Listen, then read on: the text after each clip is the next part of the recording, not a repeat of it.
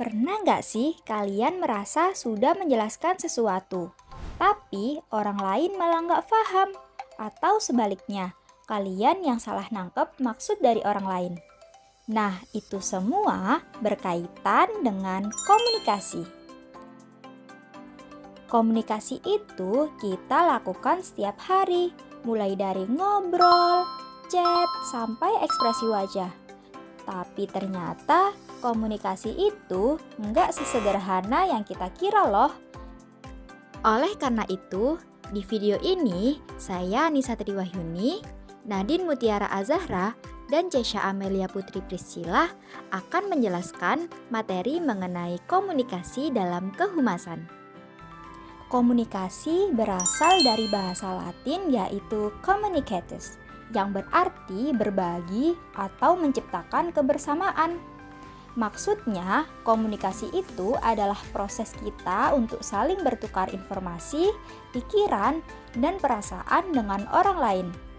Komunikasi ini bisa kita lakukan secara langsung, seperti ngobrol tatap muka, atau tidak langsung seperti lewat telepon dan sosial media. Secara umum, komunikasi adalah proses penyampaian pesan dari komunikator atau pengirim pesan kepada komunikan atau penerima pesan melalui suatu media. Supaya komunikasi kita berjalan dengan baik, ada beberapa unsur penting yang harus ada. Yang pertama yaitu komunikator. Komunikator ini adalah pihak yang menyampaikan pesan. Komunikator ini bisa berupa individu, kelompok, atau lembaga. Yang kedua, ada komunikan. Komunikan adalah penerima pesan. Nah, keberhasilan dari komunikasi tergantung dari pemahaman komunikan. Yang ketiga, yaitu pesan. Pesan adalah isi komunikasi. Ini bisa berupa ide, informasi, atau perasaan dalam bentuk lisan, tulisan, atau simbol. Yang keempat yaitu media. Media adalah alat untuk menyampaikan pesan seperti suara, tulisan, atau internet. Yang terakhir adalah efek. Efek adalah dampak dari komunikasi, seperti perubahan pengetahuan, sikap, atau perilaku dari komunikan. Agar komunikasi dalam kehumasan dapat berjalan dengan efektif, kita perlu memahami terlebih dahulu dasar-dasar komunikasi itu sendiri. Pada dasarnya, manusia adalah makhluk sosial yang selalu membutuhkan komunikasi untuk berinteraksi dengan orang lain. Namun, tidak semua orang mampu untuk menyampaikan pesan dengan baik. Oleh karena itu, penting bagi kita untuk memahami berbagai cara penyampaian informasi dalam komunikasi. Berdasarkan cara penyampaiannya, komunikasi dibagi menjadi dua, yaitu komunikasi lisan dan komunikasi tertulis. Yang pertama yaitu komunikasi lisan.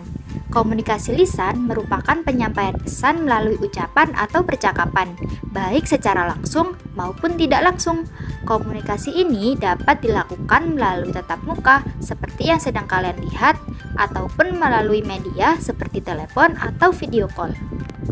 Selain komunikasi lisan, terdapat juga komunikasi tertulis. Komunikasi tertulis dilakukan melalui media tulisan seperti surat, dokumen, formulir, gambar, foto, maupun spanduk.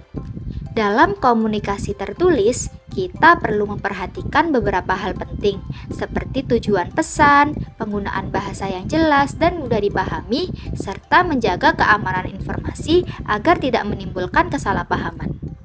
Selain berdasarkan cara penyampaiannya, komunikasi juga dapat dilihat dari perilakunya. Komunikasi dibedakan menjadi 3 jenis, yaitu komunikasi formal, informal, dan non-formal. Yang pertama yaitu komunikasi formal.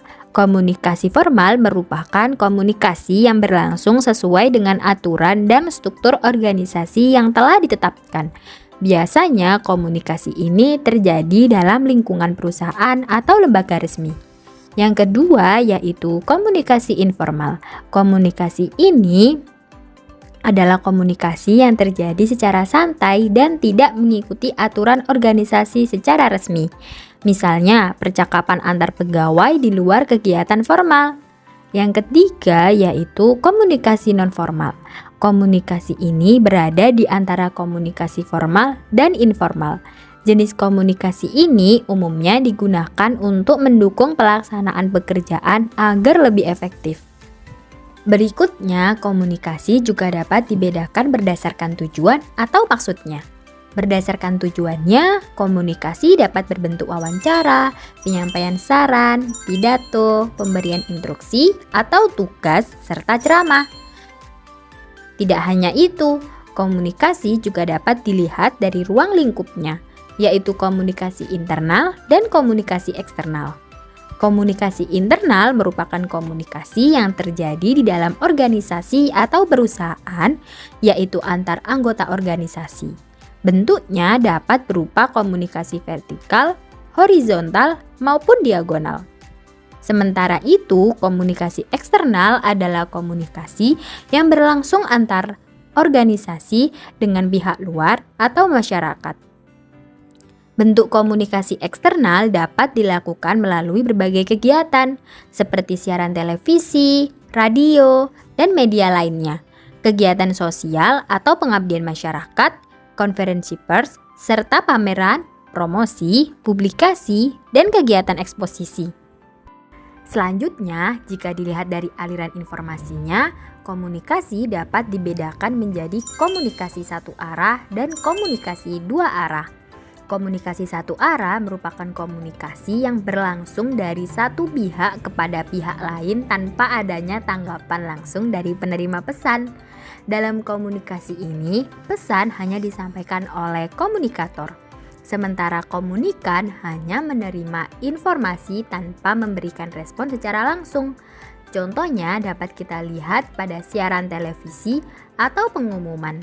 Sebaliknya, komunikasi dua arah adalah komunikasi yang memungkinkan adanya timpal balik atau umpan balik antara komunikator dan komunikan. Dalam komunikasi ini, kedua pihak dapat saling bertukar informasi, memberikan respon, serta mengklarifikasi pesan yang disampaikan. Dengan adanya umpan balik, komunikasi dua arah cenderung lebih efektif karena dapat meminimalisir kesalahpahaman dan membantu tercapainya tujuan komunikasi dengan lebih baik.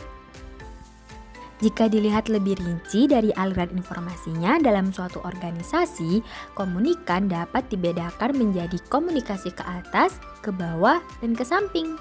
Komunikasi ke atas merupakan komunikasi yang berlangsung dari bawahan kepada atasan. Komunikasi ini biasanya digunakan untuk menyampaikan laporan pekerjaan, memberikan saran, maupun menyampaikan informasi terkait kondisi yang terjadi di lapangan. Melalui komunikasi ke atas, atasan dapat mengetahui perkembangan serta kendala yang dihadapi oleh bawahannya. Sementara itu, komunikasi ke bawah adalah komunikasi yang terjadi dari atasan kepada bawahan. Bentuk komunikasi ini dapat berupa perintah, arahan, maupun instruksi yang bertujuan untuk mengatur dan mengarahkan pekerjaan agar berjalan sesuai dengan tujuan organisasi. Adapun komunikasi ke samping merupakan komunikasi yang berlangsung antara individu dengan kedudukan atau jabatan yang setara. Komunikasi ini umumnya dilakukan untuk keperluan koordinasi, kerjasama, serta menjaga hubungan yang baik antar rekan kerja sehingga pekerjaan dapat diselesaikan dengan lebih efektif. Dilihat dari peranan individunya, komunikasi juga dapat dibedakan menjadi 3. Yang pertama adalah komunikasi antar individu. Komunikasi antar individu yaitu komunikasi yang terjadi antara satu individu dengan individu lainnya, baik secara formal maupun informal. Komunikasi ini merupakan bentuk komunikasi yang paling sering kita lakukan dalam kehidupan sehari-hari, seperti saat berbicara dengan teman, guru, maupun rekan kerja. Selain itu, terdapat komunikasi individu dengan lingkungan luas. Komunikasi ini terjadi antara individu dengan masyarakat atau lingkungan yang lebih besar. Biasanya, Komunikasi ini dilakukan oleh individu yang memiliki kemampuan komunikasi yang baik, karena harus menyampaikan pesan kepada banyak orang dengan latar belakang yang beragam. Selanjutnya yaitu komunikasi individu dengan dua kelompok atau lebih, merupakan komunikasi yang dilakukan oleh seseorang kepada beberapa kelompok sekaligus. Dalam komunikasi ini, individu dituntut untuk mampu menyesuaikan cara penyampaian pesan agar dapat dipahami oleh setiap kelompok yang terlibat. Dan yang terakhir yaitu komunikasi berdasarkan jumlah perilaku komunikasi. Jenis komunikasi ini dibedakan menjadi dua, yaitu komunikasi perseorangan dan juga komunikasi kelompok. Komunikasi perseorangan merupakan komunikasi yang berlangsung secara pribadi antara satu individu dengan individu lainnya. Biasanya, komunikasi ini membahas hal-hal yang bersifat personal dan memungkinkan terjadinya interaksi yang lebih dekat, serta mendalam antara kedua belah pihak. Selanjutnya yaitu komunikasi kelompok. Komunikasi kelompok adalah komunikasi yang terjadi dalam suatu kelompok yang terdiri dari beberapa orang. Komunikasi ini umumnya dilakukan untuk membahas kepentingan bersama atau menyelesaikan suatu permasalahan yang melibatkan banyak anggota. Dari pembahasan tadi, kita dapat memahami bahwa komunikasi bukan hanya sekedar berbicara atau menyampaikan pesan, tetapi juga tentang bagaimana pesan tersebut dapat diterima, dipahami, dan memberikan dampak yang sesuai dengan tujuan. Sekian pembahasan dari kami, semoga video ini bermanfaat dan dapat menambah wawasan kalian mengenai dasar-dasar komunikasi. Terima kasih telah menyimak, sampai jumpa di pembahasan berikutnya.